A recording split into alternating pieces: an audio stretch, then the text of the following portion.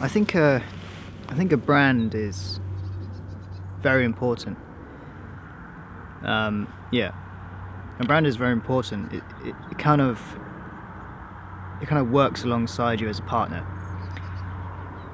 It has to flow. It has to work. You have to be comfortable with a brand. So we've been with Canon for so many years. It's hard to kind of shift brands. It's hard to say, okay, I'm going to get this camera and be like, yeah, this is going to work for me for however long I'm going to be using the brand. So yeah, a brand is one of those things where the workflow has to be there. You're supposed to fuse with it. You're supposed to get along with it. It's supposed to be. It's like anything. There's always a brand involved. I think if you're using certain equipment and you're using it as a creative tool, you have to choose a good brand. There's always a brand involved if you want to be creative. Say like what operating system you use to edit on. There's Premiere, there's Final Cut Pro, there's others. It has to go with your workflow. So that's very important for me, I think. Because if you choose the wrong brand, I mean, they're not wrong in their own right, but they could be wrong for the individual. Every individual is different. They all work differently. So I wanted to make this video to say 5 reasons why I chose Sony, the brand Sony. This is not a video to say why I chose to change camera system because there's a lot of other cameras there which offer full frame, they offer 4K and stuff like that. This is why I chose the brand Sony. That's why this is important, because this is going to be used to create content. I'm going to use it as a creative tool, and also outside of YouTube where I work freelance, this brand has to work as well. So 5 reasons. Number 1, the size. The size to me is such an important aspect because I do travel a lot. My vlogs are normally always outside. A few of them are shot inside, but mainly they're on the tripod if they're inside. So I'm always holding the camera. I'm always got it in my hands, and it has to be comfortable.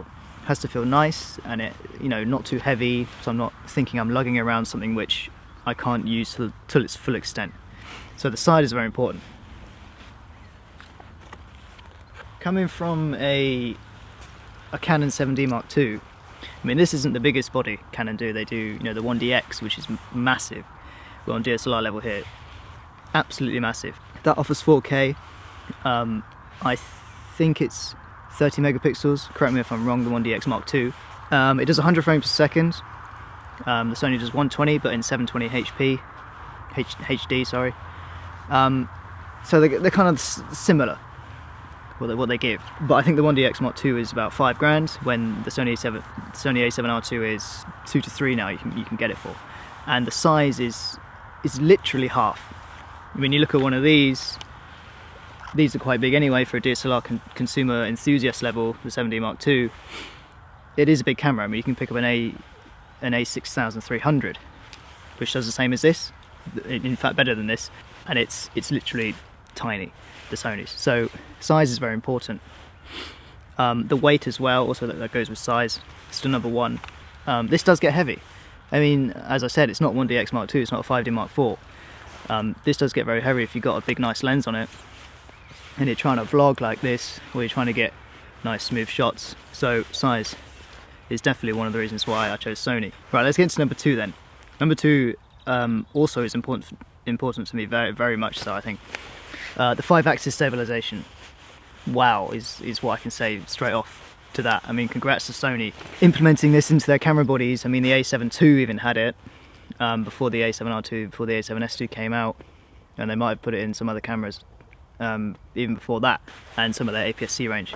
So this 5-axis stabilization is, because I do a lot of things handheld, mainly everything. I don't have a stabilizer, I don't have a cage. This is the only thing I have to make the camera steady, is a tripod. So that's very important, because I like handheld. I think my style from the get-go, when I started YouTube, my shots, my B-roll shots and my cinematic shots were all handheld. For me, it kind of gives a feel where you're there. You're actually there. I don't know, if I'm holding the equipment, it feels better to me to hold it and get the shot. instead of holding a big thing and a stabilizer. So the 5-axis in this camera, and that it's in body. That's just incredible. I mean, it was so close for me going for the 5D Mark IV by Canon. This was the decision, but either Sony a7R II, the a7S II, or the Canon 5D Mark IV. That was my decision. That was my 3 cameras nailed down.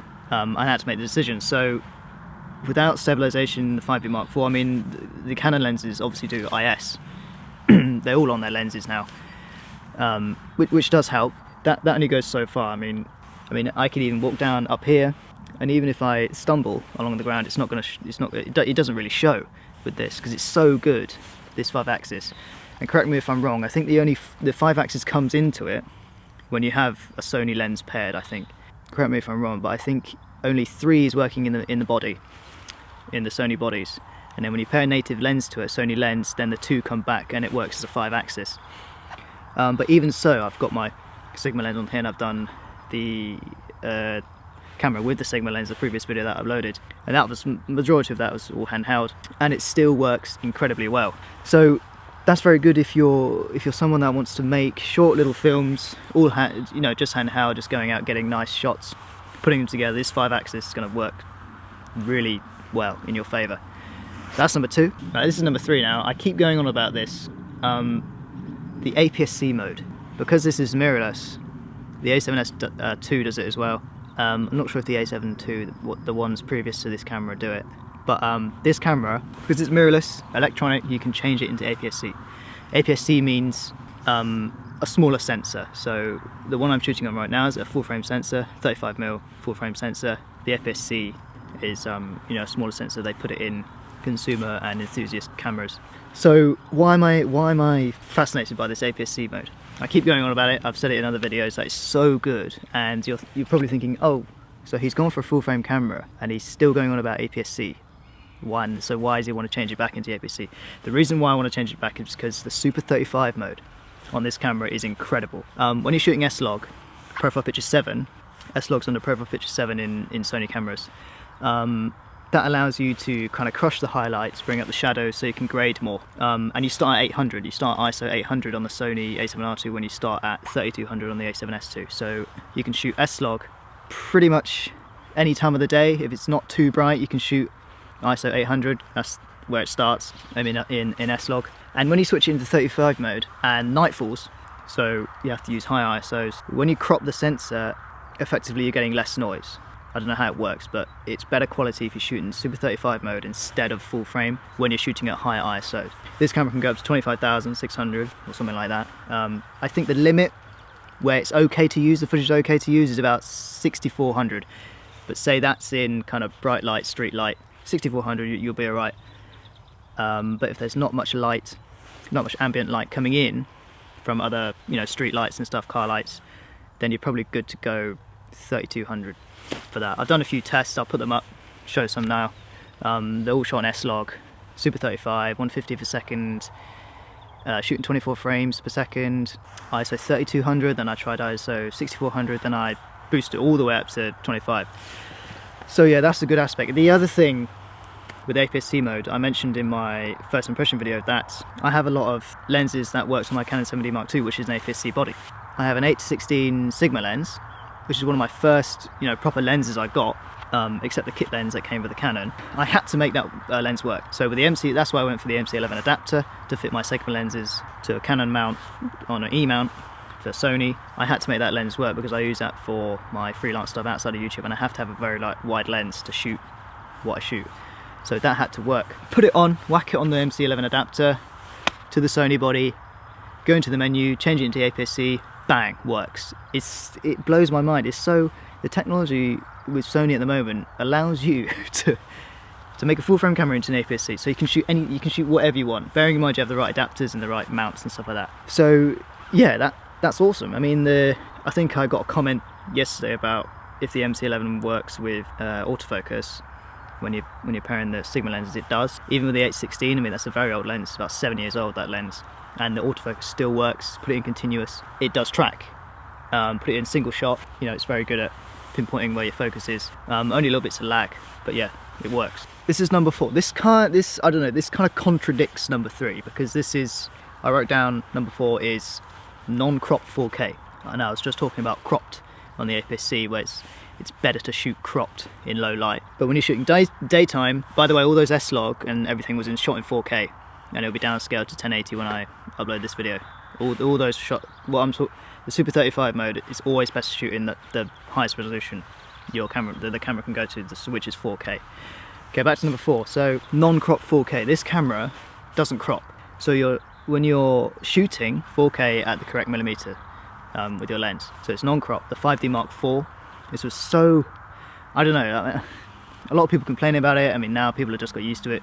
But the Canon crop is like 1.4 on the 4K. So when you put a nice fancy 1635 f2.8 on there, you're shooting probably 24mm at 16.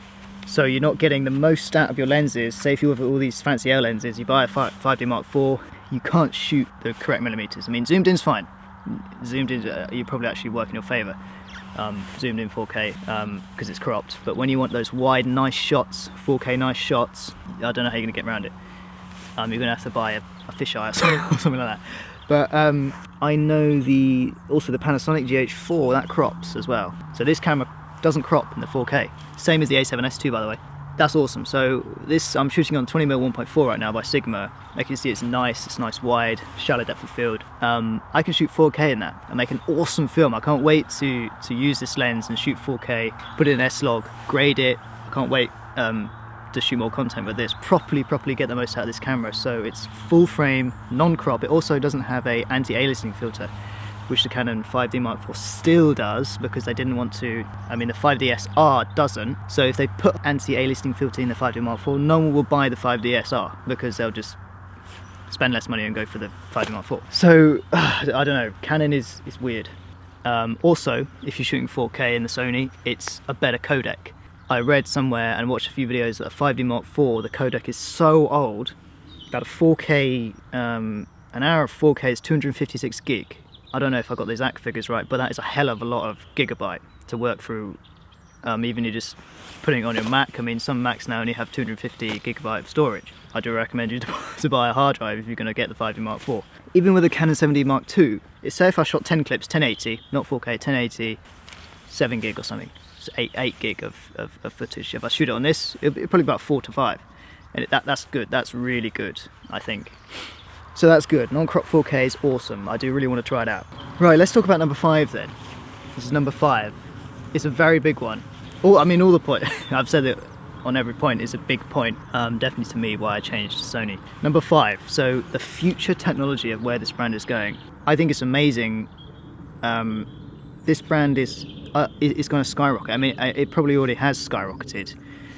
The Sony cameras now are absolutely killing it. Everyone's getting them. I don't know if it's a catch-22. Some of them might be with, because some people, they are complaining about stuff like the overheating, the stuff like the menu system and all that stuff, but that doesn't bother me.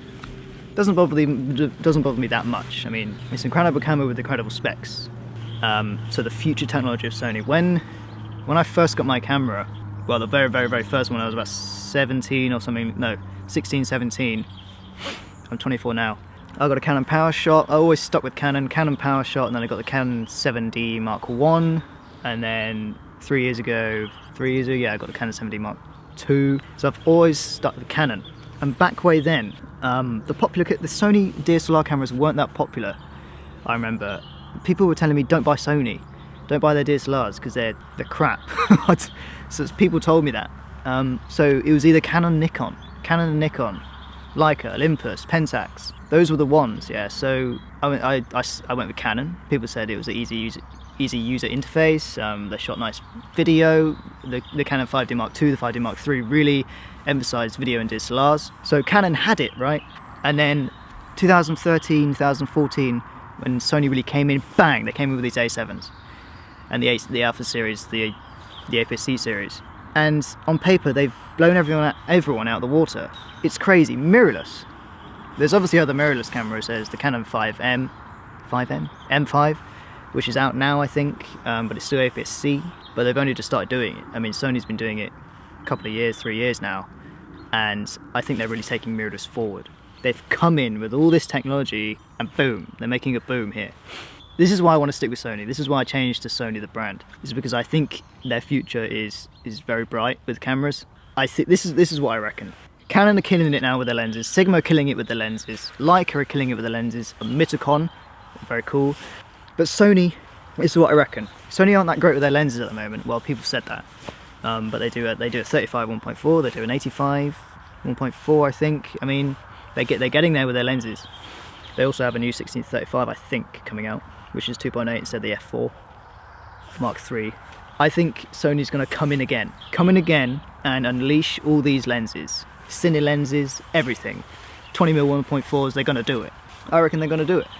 Because at the moment people are complaining about their lens range. You have to have adapters, you have to have Metabones, you have to have MC11, you have to have Comlite adapters to fit your lenses on the Sony, because the Sony lens range is not that great. I mean, I'm fine with that. I mean, because I like Sigma lenses so much that I didn't want to try and find a replacement Sony lens because there wasn't one.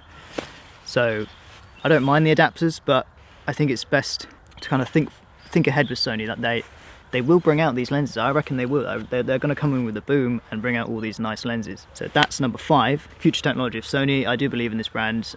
I think it's going to go far. I think it's going to do well. It is a good tool. I mean, I've been shooting with it just under a month now, and I first started with the brand when I got the RX100 Mark IV, replaced with the G7X, the kind of best vlogging camera, and that's where I got used to the menu system and stuff like that. So I was very familiar with the way how Sony works initially, so it'd be easy. Well, I say easy, but it would be a better transition then to go with something like Nikon or Leica or something like that. This brand is proving to be a good partner to me, a good tool for me already. I've shot some nice stuff with it. I'm very pleased with my videos I've done already with this camera, the vlog one and the one with the 20mm Sigma. And thanks for the support with all the comments and stuff. And on my first impression video, I saw like you were discussing and stuff about trying to get this camera, or you're thinking about it, you're thinking of the A7S II or stuff like that. I like seeing discussions about technology. I think it's cool. It's geeky, but it's cool. Now you're thinking, this sounds like an incredible camera, right? This Sony a7R II. But there is some downsides to this camera. Pretty big ones, I think. Here's a couple of cons, right? Because there's always cons and things that aren't really up to scratch with technology. I mean, you can find it anywhere, just like the new Apple computers where they don't have SD card slots, which I think is absolutely ridiculous. But here's a few cons, right? The battery. That's, I think, the main thing for people. I mean, of course it's a light body, it's a small body, but of course you have to compensate to a small battery. The batteries are tiny, I can show you now. Right, so this is a normal Sony battery, NP-FW50, if that means anything to you. Lithium ion, right? Little battery. This is a Canon battery. See the difference in size there? It's quite a substantial difference. This one is a LP-E6N lithium ion, if that makes any sense to you. 1800 milliamp. This one is 1000 milliamp. So you got 800 more milliamps in this one. That's the size.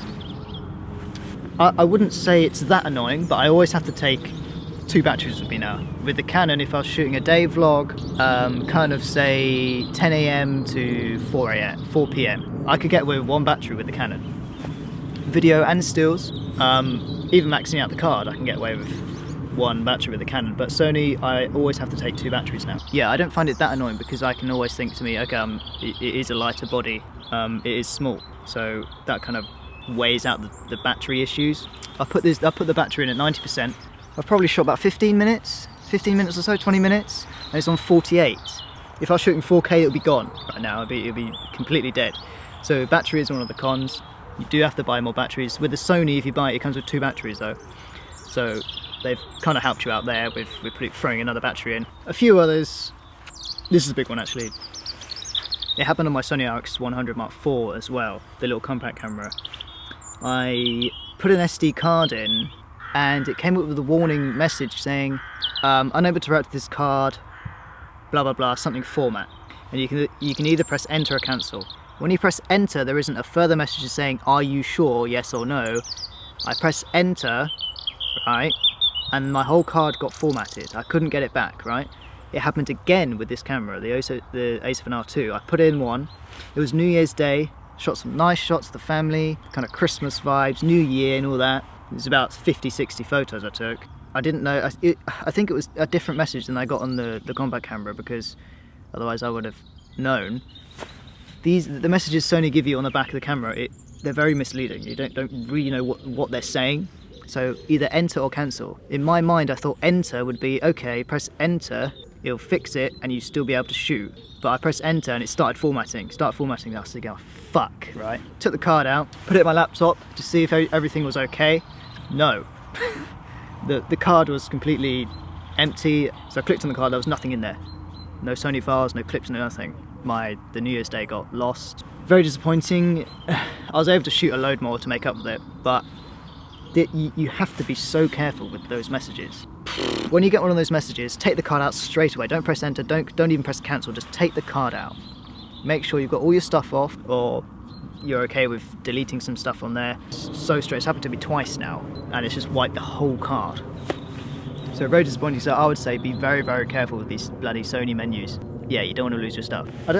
This is not really a major one, but when on a Canon, right? When you're shooting in video and you want to switch your stills, boom, just switch the start little rocker switch to camera mode, and then switch it to the left, you go video mode. Switch to the right, you go camera mode. So easy, right? So easy. On the Sony, when you're in manual mode, say you're in manual mode shooting stills, and you want to capture some video as well, you have to go up top and turn the dial, push in the little button and turn the dial and go to video mode. I mean, there's only milliseconds in it, but those milliseconds can cost you to lose a shot or something happening very quickly, and you want to get it on video, you might miss it. Another thing is with the Canon, it's cool because you get an LCD screen at the top, and you can press the little bulb button and it lights up, so you can see all your settings on there. With the Sony, this doesn't have it. When you're shooting in the dark, this is very useful on the Canon, I found. When you're night shooting, going out taking long exposure, you press the little bulb, lights up, you can change settings. On the Sony, if you have your Sony set to the screen off, some people do that to save the battery, if you have it off, you have to always look through the viewfinder to see your settings. With the Canon, you can just, if you're shooting like this, you can just press the little button and change your settings, but with the Sony you have to look through the viewfinder to change your settings. You can't see them anywhere else on the camera. So that's another thing. It's just like little things like that. What else would I say? Also, you have to have adapters if you have the lenses. I mean, that's not a big issue to me, but it might be for other people. The MC11 adapter is only 180 quid, pounds sterling, when the Metabones is 450 something. So that's another thing why I went for the MC11. It's cheaper, but some adapters out there are quite expensive. And that's, I think, all the cons I can think of right now. I've only had the camera three weeks, so definitely some other things will pop up that I can maybe talk about. The camera is incredible.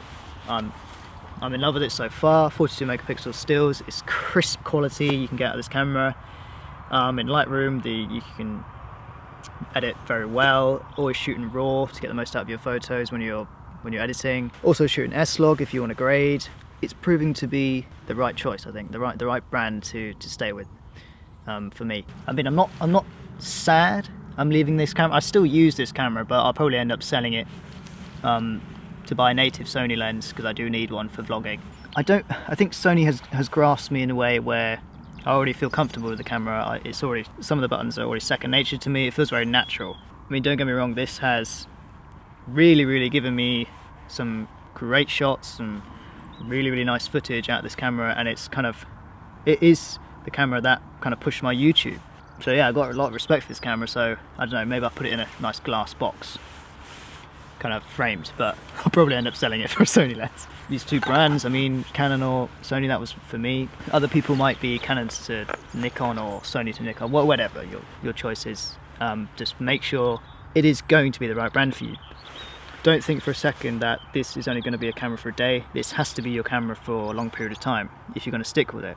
Swapping cameras and stuff, I mean, people do that, but I think it's best to, if you're going to pick it, pick the right choice, so you don't have to mess about changing all the time. And I think that the Sony brand is going to be sticking along for a long journey, for a good long time for me, I think. So yeah, guys, I hope you find this video informative, and I hope it gives you more kind of knowledge as to how to be comfortable with the brand and change to a brand if you want to be doing that and changing your system. And yeah, hope it helps you buy your next camera or your first camera or whatever. So guys, I hope you enjoyed the video. and a lot more content to come. I didn't post 2 videos last week, so hopefully I'll get out more videos this week for you. Yes guys, I hope you enjoyed the video, and I'll see you in the next one.